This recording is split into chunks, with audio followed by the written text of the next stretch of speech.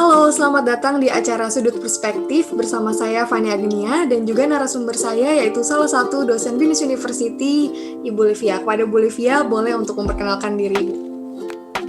Halo, selamat malam semuanya. Saya Livia Yoleh Febrianti, saya dosen Bahasa Indonesia di Universitas Bina Nusantara. Salam kenal. Baik, terima kasih Bu. Jadi untuk acara Sudut Perspektif kali ini kita akan membahas tentang pembelajaran work from home. Dan saya akan mewawancarai Ibu nih Bu tentang pembelajaran dalam jaringan. Menurut pandangan Ibu sebagai dosen terhadap peraturan work from home ini yang sehingga mengharuskan adanya pembelajaran jarak jauh, apakah Ibu setuju atau tidak? Kalau ditanya setuju atau tidak, tentunya tidak ada alasan untuk tidak setuju ya. Karena keputusan ini, pembelajaran jarak jauh ini diberlakukan oleh pemerintah karena untuk kebaikan bersama. Pastinya ya dengan kondisi saat ini adanya pandemi COVID-19 mengharuskan kita berada di rumah saja untuk mengurangi mata rantai dari penyebaran COVID itu sendiri. Jadi tidak ada alasan untuk saya tidak setuju nih. Saya pastinya setuju sekali. Ya betul Bu, untuk mencegah penyebaran virus COVID-19 ya Bu. Jadi mematuhi peraturan pemerintah. Oke, kemudian dalam pembelajaran jarak jauh tentunya ada kesulitan gitu ya Bu. Dan kalau dari Ibu sendiri sebagai dosen Bahasa Indonesia, apa sih kesulitan yang Ibu rasakan ketika mengajar dengan konsep daring? Oke. Kesulitan ya. Karena pembelajaran daring ini kan sudah berlangsung lebih kurang 1 tahun ya. Nah, kesulitan itu paling terasa adalah di awal-awal kita melaksanakan kuliah daring. Nah, namun kalau sekarang sudah 1 tahun, rasanya sudah terbiasa dan beberapa kesulitan sudah teratasi. Nah, kesulitan di awal-awal pembelajaran daring adalah memang kita harus mencari cara bagaimana caranya pembelajaran ini tetap efektif, tetap bisa berjalan sama baiknya dengan pembelajaran tatap muka gitu. Nah, itu tantangannya adalah seperti itu.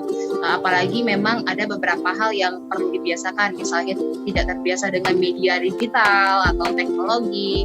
Nah, akhirnya sekarang mau tidak mau memang kita harus lebih melek gitu ya dengan teknologi yang dapat dimanfaatkan untuk pembelajaran gitu. Iya, betul Bu. Jadi harus beradaptasi ya Bu karena kondisinya seperti ini gitu. Ya.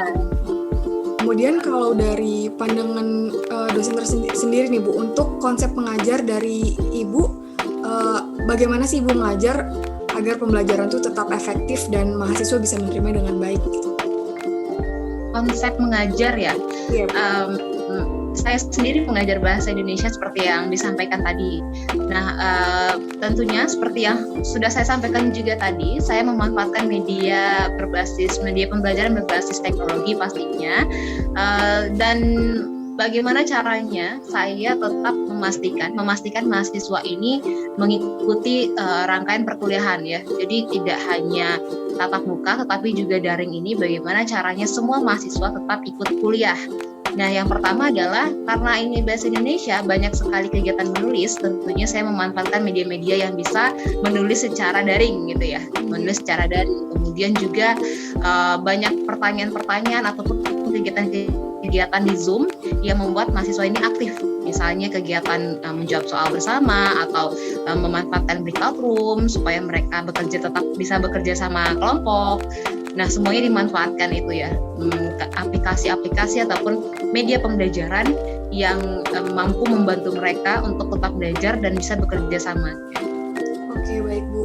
Jadi kalau berdasarkan penglihatan saya nih Bu sebagai mahasiswa yang diajar dengan konsep-konsep yang menarik gitu dari dosen, itu cukup membuat kita nggak bosen gitu ya Bu untuk nyimak materinya, karena kan ada yang suka pakai Kahoot, Quizlet, atau kita diajak ke breakout room untuk diskusi. Itu cukup bikin kita berinteraksi jadi nggak bosen begitu ya Bu.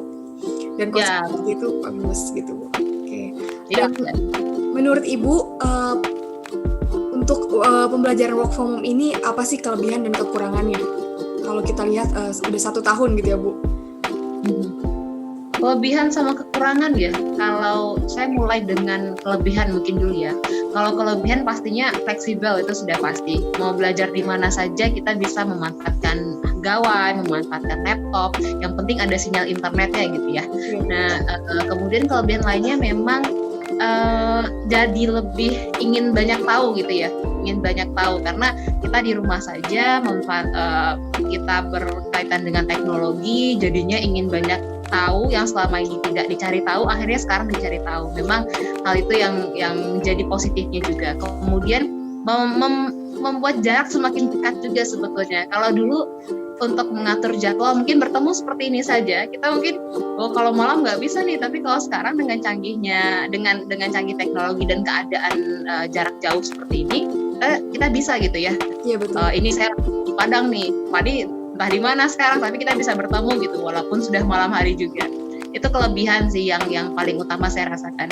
Kemudian untuk kekurangan, kalau kekurangan pastinya masih berkaitan dengan internet itu sendiri, apalagi kalau mengajar ya. Kalau mengajar itu mahasiswa tidak semuanya yang memiliki sinyal internet yang baik.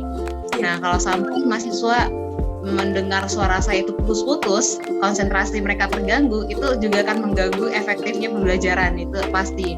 Nah, apalagi saya pun ya, ini mungkin Fani dari tadi mendengar banyak sekali suara-suara ya. Nah, ini juga ya, kalau di kelas mungkin yang terdengar suara saya aja nih, tapi kalau di rumah kita susah sekali, apalagi kalau mahasiswa ataupun saya yang rumahnya tidak begitu besar dan memungkinkan banyak orang di rumah, banyak sekali suara-suara yang masuk gitu ya, dan mengganggu konsentrasi. Itu sih kira-kira. Baik, jadi kekurangannya mungkin ya Bu, kita harus adaptasi dan karena banyaknya noise gitu, gangguan-gangguan, tapi tetap kalaupun kuliah kita harus tetap memprioritaskan gitu Bu, layaknya kita kuliah offline begitu ya Bu. Iya. Oke, baik Bu. Kalau untuk harapan Ibu melihat kondisi seperti ini yang memang sudah 1 tahun gitu ya Bu, kita melakukan pembelajaran jarak jauh, apa sih harapan untuk kedepannya gitu Bu? Harapan mungkin harapannya banyak ya. Kalau dikatakan harapan untuk Indonesia, pastinya berharap Indonesia bisa pulih, bisa beraktivitas kembali, kita normal seperti biasanya gitu ya, bisa kembali ke kampus juga karena sekarang sudah di kampus ya. Kalau untuk Indonesia, harapan untuk pembelajaran sendiri memang harapannya semoga maupun daring ataupun tatap muka, prinsip dari apalagi saya bahasa Indonesia yang tadinya bertujuan untuk pengembangan karakter tetap tersampaikan dengan baik gitu, maupun daring maupun baik daring maupun tatap muka, seperti itu sih harapannya. Ya baik Bu, terima kasih Bu untuk jawabannya. Jadi kalau bisa saya simpulkan, jadi melihat kondisi yang seperti ini kita harus tetap memanfaatkan peluang dan kesempatan yang ada gitu ya Bu. Jadi maksudnya jangan sampai kita kondisi seperti ini kita justru bermalas-malasan begitu ya Bu, karena kan waktu akan terus berjalan begitu, dan kondisi seperti ini kita harus beradaptasi begitu ya Bu. Iya, betul sekali. Tidak menyalahkan, tidak menyalahkan keadaan, tetapi malah kita menyesuaikan dengan keadaan dan tetap bisa berjalan sesuai normalnya lah. Iya betul sekali Bu. Baik Bu, mungkin cukup sekian Bu pertanyaan yang dapat saya tanyakan seputar pembelajaran work from home. Terima kasih untuk sharing-sharingnya dan pendapat dan informasinya. Dan sekian dari saya, Fani Agnia. Terima kasih Bu. Ya, terima kasih Fani, sama-sama.